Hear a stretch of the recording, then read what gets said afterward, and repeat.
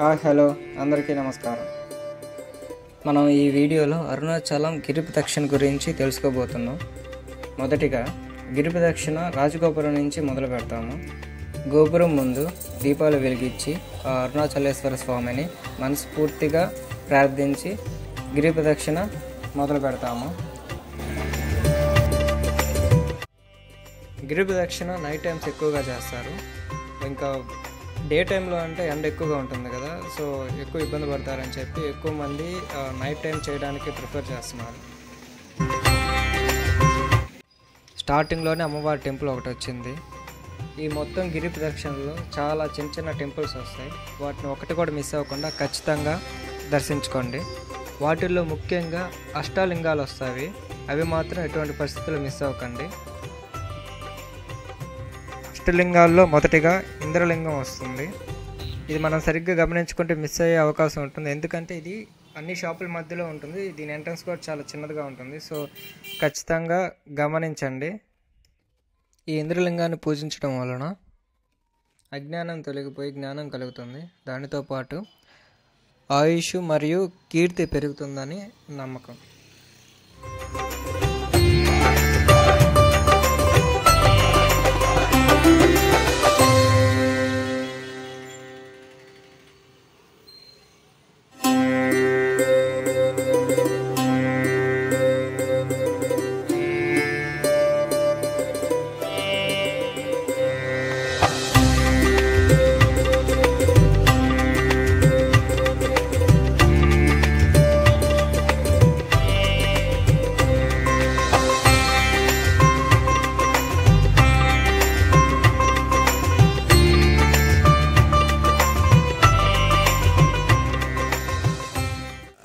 ప్రతి ఒక్క కిలోమీటర్కి ఇలా బోర్డింగ్స్ చూడొచ్చు. ఈ బోర్డులో మనం ఎంత దూరం వచ్చామో నెక్స్ట్ ఏ లింగం వస్తుంది ఇంకా అర్థమవుతుంది. 1 కిలోమీటర్ దాటాక కుడివైపున అగ్నిలింగం టెంపుల్ ఉంటుంది. ఈ అగ్నిలింగం టెంపుల్ కొద్దిగా లోపలగా ఉంటుంది, ఒక 100 మీటర్స్లో. అగ్నిలింగాన్ని పూజించడం వలన అన్ని వ్యాధుల నుంచి ఉపశమనం కలుగుతుంది. దానితో పాటు లైఫ్లో వచ్చే ఛాలెంజెస్ని ఫేస్ చేసే ధైర్యం కూడా వస్తుంది.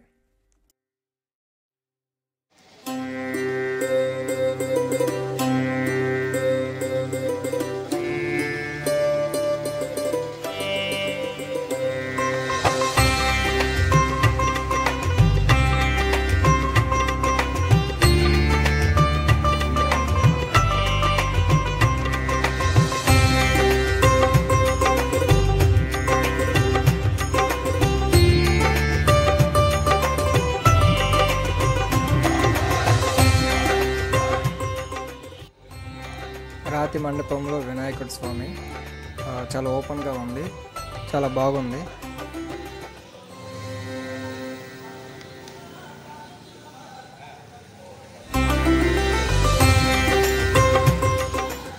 రమణ మహర్షి ఆశ్రమం, ఈయన గురించి చెప్పాలంటే చాలా ఉంది.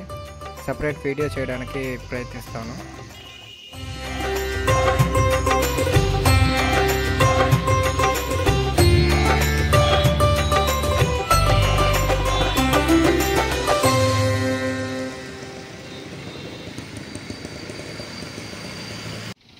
దక్షిణామూర్తి టెంపుల్, వెళ్ళేదారిలో అటువైపు ఇటువైపు గమనిస్తూ వెళ్తే చాలా టెంపుల్స్ కనిపిస్తాయి.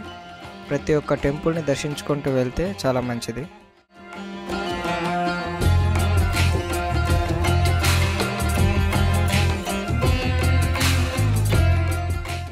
సుబ్రహ్మణ్యం స్వామి టెంపుల్, అన్ని టెంపుల్స్లో కూడా నేను బయట నుంచే వీడియోస్ తీయగలిగాను, ఎందుకంటే లోపల ఫుటేజ్కి పర్మిషన్ లేదు.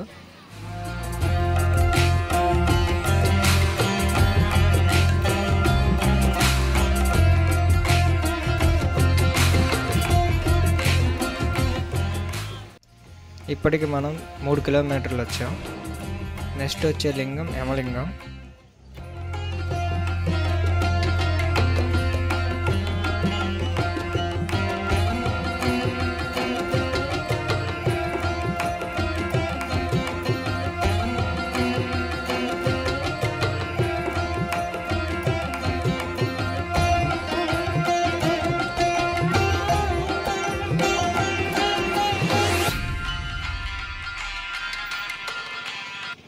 యమలింగాన్ని పూజించడం వలన సకల రోగాలు తొలగిపోయి ఆరోగ్యం కలుగుతుందని నమ్మకం.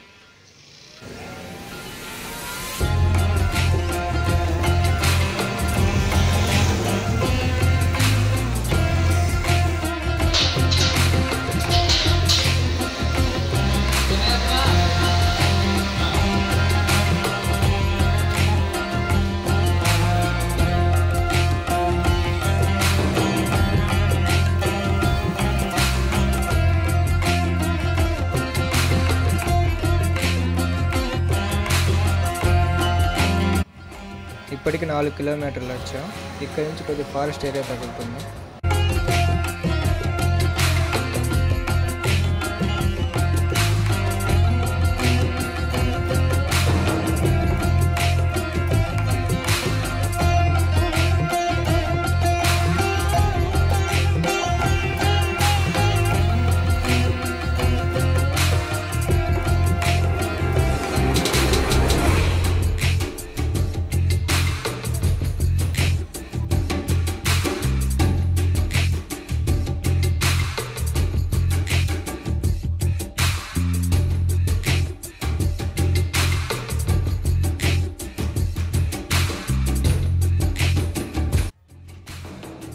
ఈ గిరి ప్రదక్షిణ చేసేటప్పుడు చాలామంది సాధువులు కనిపిస్తారు.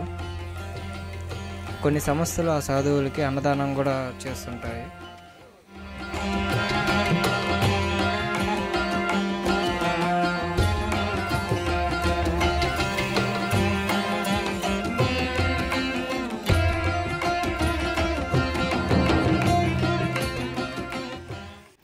నాకు తెలిసినంత వరకు గిరి ప్రదక్షిణ ఎర్లీ మార్నింగ్ స్టార్ట్ చేయడం మంచిది. అన్ని టెంపుల్స్ కూడా ఓపెన్లో ఉంటాయి, మనం అన్నీ కూడా దర్శించుకుంటూ వెళ్ళొచ్చు. అదే నైట్ టైమ్స్ అంటే చాలా మోస్ట్లీ అన్నీ కూడా క్లోజ్లో ఉంటాయి. సో ఇది నాకు అనిపించింది. ఇక్కడికి మనం 5 కిలోమీటర్స్ వచ్చాము. నెక్స్ట్ వచ్చి నైరుతి లింగం ఉంటుంది. ఇది ఎడం వైపుగా కొద్దిగా లోపలికి వెళ్ళాలి.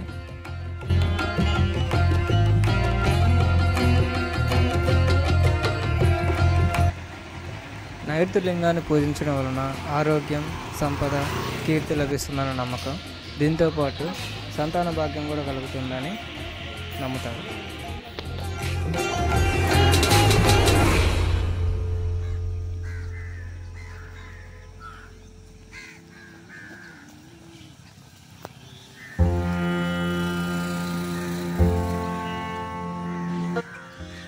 వెళ్ళే దారిలో రైట్ సైడ్ అంతా ఫారెస్ట్ ఏరియా కాబట్టి కొన్ని జంతువులు కనిపిస్తున్నాయి. ఇక్కడ మాకు జింకలు కనిపించాయి.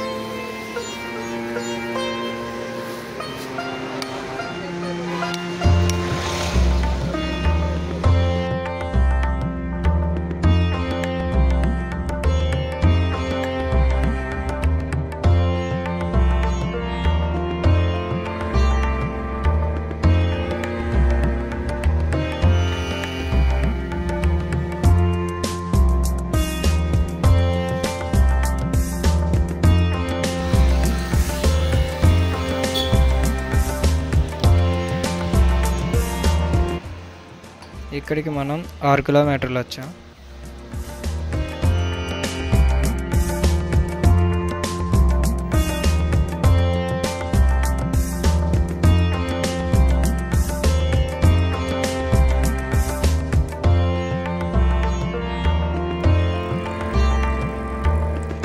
ఆరు కిలోమీటర్లు దాటాక సూర్యలింగం టెంపుల్ వచ్చింది. కాకపోతే ఇది అష్టలింగాల్లో ఒకటి కాదు.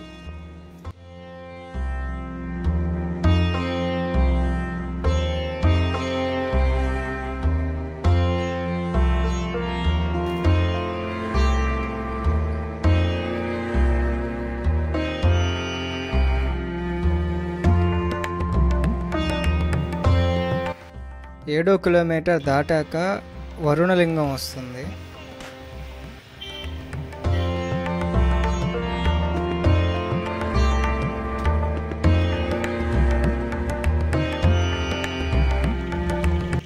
వరుణలింగాన్ని పూజించడం వలన కూడా అనారోగ్యాలు తొలగిపోతాయని నమ్మకం.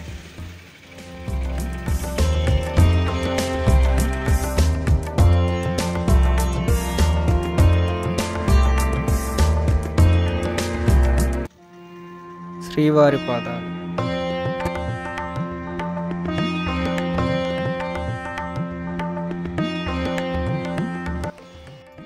శ్రీ వజ్ర వారాహి దేవాలయం.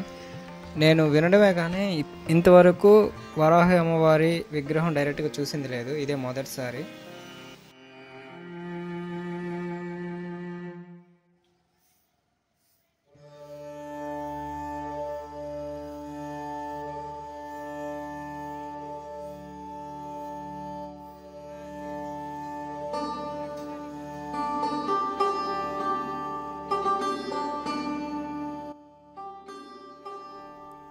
ఎనిమిది కిలోమీటర్లు దాటాక వాయులింగం వస్తుంది.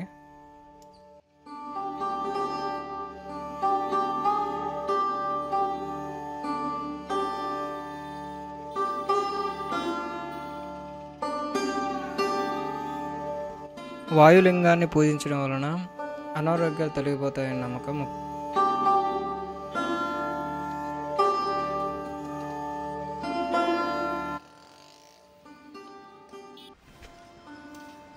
వాయులింగం దాటిన కొద్ది దూరంలోనే చంద్రలింగం వస్తుంది.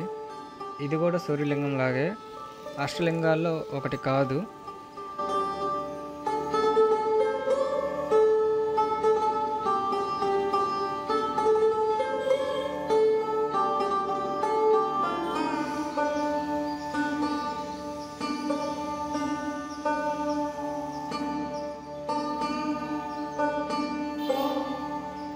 వెళ్ళే దారిలో ఇలా ఫుట్ మసాజ్ సెంటర్స్ చాలా కనిపిస్తాయి. కాళ్ళు కొద్దిగా నొప్పులుగా ఉంటే ఇక్కడ మసాజ్ చేయించుకున్న తర్వాత కొద్దిగా రిలీఫ్ అవుతుంది.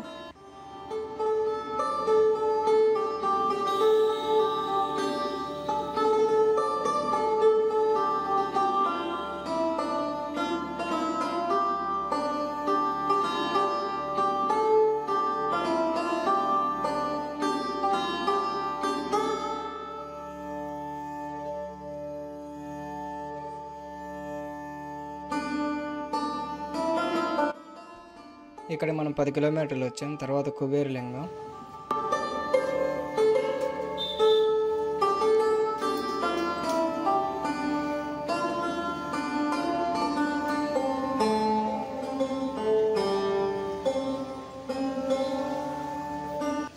కుబేరలింగాన్ని పూజించడం వలన మనకి సంపద కలుగుతుంది మరియు మన జీవిత స్థితిగతులు మెరుగుపడతాయని నమ్మకం.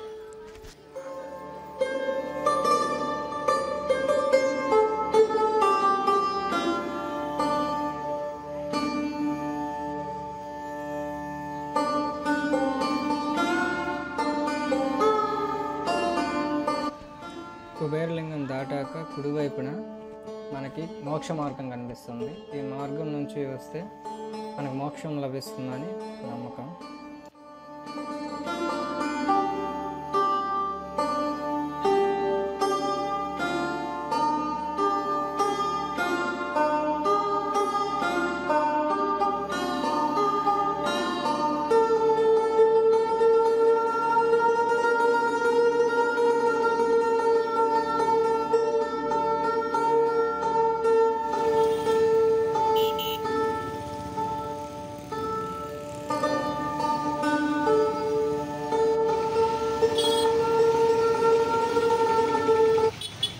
12వ కిలోమీటర్ కాస్త ముందు ఈశాన్య లింగం వస్తుంది.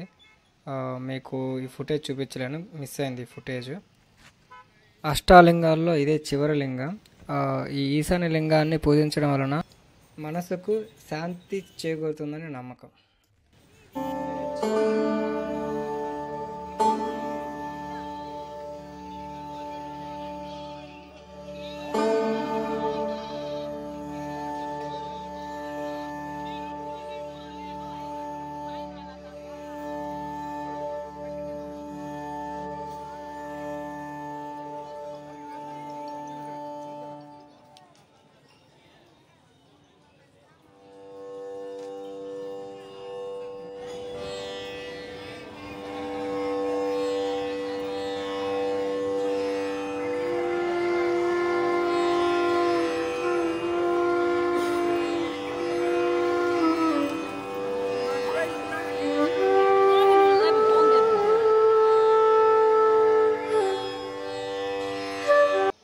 ఫైనల్గా మనం తిరిగి రాజగోపురానికి చేరుకున్నాము. మనం ఎక్కడైతే మొదలు పెట్టామో అక్కడికి. ఎటువంటి ఆటంకాలు లేకుండా గిరి ప్రదక్షిణ మొత్తం పూర్తి చేసే అంత శక్తిని ప్రసాదించినందుకు స్వామికి నమస్కరించుకుంటూ ఇక్కడికి ముగిస్తున్నాము.